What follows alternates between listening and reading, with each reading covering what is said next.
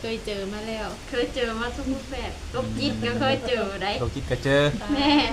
คำว่าโรคจิตนี่มันไปทางด้านใดโรคจิตนี่มันก็แบบอยากเปิดกล้องอยากให้คนงานอยากมีเพศสัมพันธ์ทางออนไลน์แม่เนาะว่าไงคืออยากให้เฮาเปิดนั่นเปิดนี่ให้เบิ่งแม่โอ้เนี่ยโรคจิตก็สิหลายมีแต่บ่พวกนี้เนาะเจอหลายบ่คนแบบนี้เจอประมาณ2-3คนเป็นคนทางไหนคนลาวเฮาเลยบ่คนไทยเป็นคนไทยทั้งนั้นเลยคือว่าแล้วเฮาก็ไปสร้างเนาะฮู้หน้าบ่ฮู้ใจเนาะพอฮู้เฮาก็ถอยประมาณนี้แหละหลายคนหลายเป็นเนาะแต่ปัจจุบันนี้คือทางเจ้านี่บ่ได้โอลมกับไผเนาะก็แสดงว่านี่ความพร้อมนี่เต็มร้อยอยู่แล้วถ้าว่าผู้บ่าวอยากทำความรู้จักคือทางเจ้าก็มีทางติดต่อให้ข้างแน่บ่โดยนี่คือการจะถือว่าแจกและปกติเนาะบ่ปิดหวังอีหยังเนาะแต่คนที่สิเข้ามาหานี่เนาะ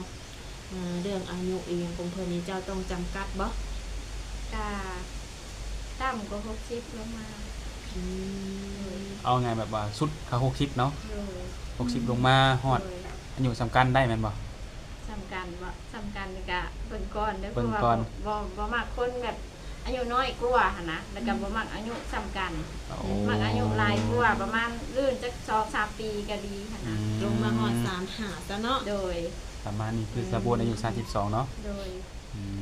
โดยมักคนอายุหลายเป็นจังได๋คือบ่มักคนอายุหลายก็บางคนก็แบบเข้าใจเฮาเด็กน้อยนี่ยันแบบบ่เข้าใจแล้วก็ผิดเลวกันหั่นนะเอากันไปมาสิไปเอาใจเขาอีกเนาะแม่มันสิกลับกันเนาะแม่มักเอาใจเด็กน้อยแต่เรื่องบุคลิกหน้าตาเพิ่นนี่เด้ต้องเพอร์เฟกต์บ่ต้องหยังบ่ขอเพียงแบบเขาวัดเขาว่าได้ได้แต่บ่แม่นว่าถ้ารออะไรก็บ่เอาเด้ยันคนมาญาติหั่นนะรอเพราะสิว่าเจ้าสู้คนมักหลายเนาะแม่เอาแบบผู้ดีผู้งามหรือเหมาะสมกับตัวเฮาดีกว่าเนาะแม่ก็เว้าไปแหละทุกคนเนาะบางทีคนหล่ออีหลีมามักห่วยก็เว้าบ่ได้เด้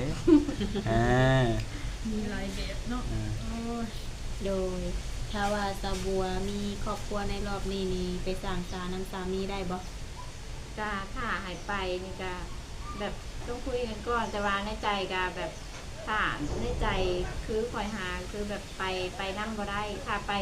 ปหานี่ได้อยู่ไปประมาณเดือนนึงนี่ไปได้2 อาทิตย์จังซี่เพราะว่าเฮาพาลูกพาแม่นะบ่มีใครเบิ่ง